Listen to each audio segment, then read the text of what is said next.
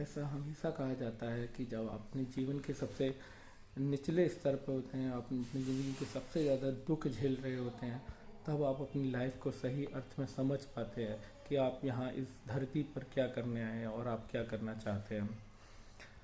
ये मेरा सच्चा एक्सपीरियंस है जो मैं आप लोगों के साथ शेयर करना चाहता हूँ कि मैंने क्या देखा, क्या सहा, क्या समझा, क्या अनुभव किया। उसके बाद मैं अपने जीवन के सही अर्थों को समझ पाया और मैं ये जान पाया कि मैं क्या करना चाहता हूँ। अ, ये बात दोस्तों 2018 की है, मार्च की। मेरी मम्मी को बहुत ज़्यादा बीमार हो गई और हम लोगों ने उनको कई जगह अस्पतालों में दिखाया। मैं ये वीडियो जानबूझकर हिंदी में बना रहा हूँ क्योंकि एज वी ऑल नो कि हिंदी हमारी लैंग्वेज, राष्ट्रीय भाषा है। और सबसे ज़्यादा लोग हिंदी ही समझते हैं, राष्ट्रभाषा हो या ना हो, but around 70% of the people speak and understand Hindi. So मेरी माँ जब बीमार हुई तो हमने उन्हें कई अस्पतालों में दिखाया और लास्ट में वो बहुत लंबी स्टोरी है। लास्ट में वो एक हृदय हृदय उन्हें हृदय की बीमारी थी, जिसको हम लोग वेंट्रिकुलर ट्रैकिकार्डिया कहते हैं, जो उससे पहले मैंने कभी सुनी भी नहीं थी। ये एक तरह की बीमारी है जिसमें आपको हाइपर टेंशन और हाइपोटेंशन दोनों हो सकता है किसी भी समय। आपकी हार्ट बीट कभी भी ऊपर जा सकती है, कभी भी नीचे जा सकती है। और ये एक बहुत ही रेयर और बहुत ही डेंजरस बीमारी है। And I guess Sushma Swaraj as well as Sheila Dikshit, who was former chief minister of Delhi, was diagnosed with the same condition.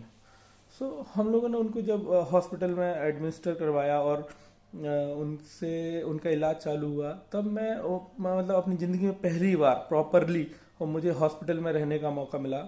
मैं नहीं चाहता किसी को ऐसा मौका मिले, क्योंकि जब आप हृदय अस्पताल में होते हैं आप डेली 3 से 4 मौतें देखते हैं, और जो कि एक बहुत ही डिफ़िकल्ट एक्सपीरियंस होता है अपने सामने लोगों को मरते देखना, उनके परिजनों को चीख चीख कर रोते देखना। अब मैं कहता हूँ कि हर एक आदमी इस चीज़ को सहन नहीं कर सकता, और वो आपकी सोच को परमानेंटली बदल देता है जब आप इस चीज़ों के थ्रू निकलते हैं, 1-2 महीने ऐसी जगह पे गुजारते हैं।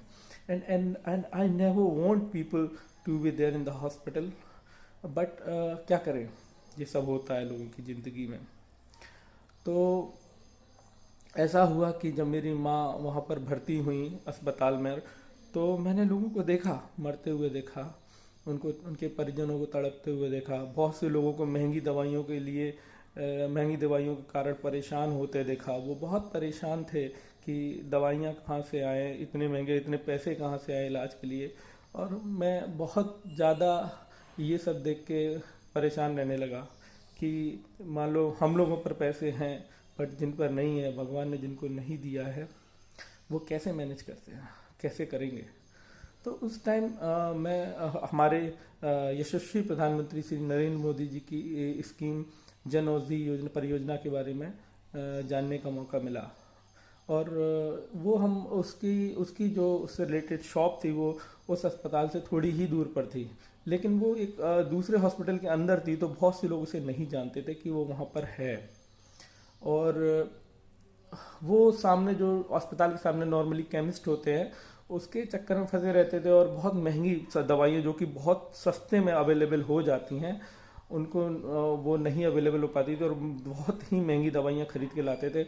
और ये दवाइयाँ इतनी कॉस्टली पड़ती हैं कि 10,000 रुपये, 15,000 रुपये पर मंथ की दवाइयाँ चल रही होती हैं कस्टमर मरीजों की, और उनके परिवार वालों को बहुत कुछ झेलना पड़ता है इसके लिए। हालांकि उसके बाद हम लोगों ने मॉम का अपने ऑपरेशन कराया और मेरी मॉम ठीक हो गई। दुर्भाग्य से वो ज़्यादा नहीं चल पाई। उनके ऑपरेशन के बावजूद, डॉक्टर के सारे एश्योरेंस के बावजूद, उनका ऑपरेशन सक्सेसफुल होने के बावजूद भी वो मशीन फेल हो गई जो उनको बचाने के लिए लगाई गई थी। And that happened in all the most of the cases of tachycardia that had been explained by doctors to us. So we went through that pain, uh, and it took a lot of time to recover from that pain. उसके बाद मैंने ये सोचा कि क्यों ना उन लोगों की हेल्प की जाए मदद की जाए, जिनको मैंने परेशान होते देखा है, क्योंकि उनके जैसे हज़ारों लोग जो हॉस्पिटल में भर्ती हैं वो परेशान हो रहे हैं। उनको नहीं पता कि सस्ती दवाइयाँ कहाँ मिलेंगी, कैसे मिलेंगी। वो एजुकेटेड नहीं है, वो अवेयर नहीं है, और वो बहुत महंगी दवाइयाँ खरीदते हैं। क्या आपको पता है कि जेनरिक दवाइयाँ बहुत अच्छी क्वालिटी की आपके एमआरपी से 90% कम दामों पे भी अवेलेबल होती हैं? बट ये मार्केट ऐसा है कि लोगों को, वो खुद खरीदते हैं केमिस्ट वाले इतने ही सस्ते दामों पे, लेकिन वो कभी भी किसी को देते नहीं हैं। वो हमेशा, ये डॉक्टरों के साथ उनकी साठ घाट होती है कि हमेशा वो क्या करते हैं कि डॉक्टर ये कह देगा वो दवाई अच्छी नहीं है, आप उसे मत खाइए, जो मैं लिख रहा हूँ वो खाइए, क्योंकि डॉक्टर को उसमें कमीशन मिल रहा है लिखने का दवाइयाँ। वो आपको क्यों दूसरी दवाई खाने देगा? उनके घर बन रहे हैं, उनकी कारें आ रही हैं, उनके बच्चे विदेशों में पढ़ रहे हैं, उन्हीं सिर्फ वो उनके एक पेन से वो दवाई लिखने के लिए वो विदेशों में जा रहे हैं, सफ़र कर रहे हैं, उन्हें छुट्टियाँ कंपनियाँ ऑफर, दवाई कंपनियाँ उनको छुट्टियाँ दे रही हैं विदेशों में। सिर्फ कैसे वो गरीबों के खून पसीने की कमाई के पैसों से वो ये सब कर पा रहे हैं, और वो कंपनियां लाखों करोड़ों रुपए कमा रही हैं।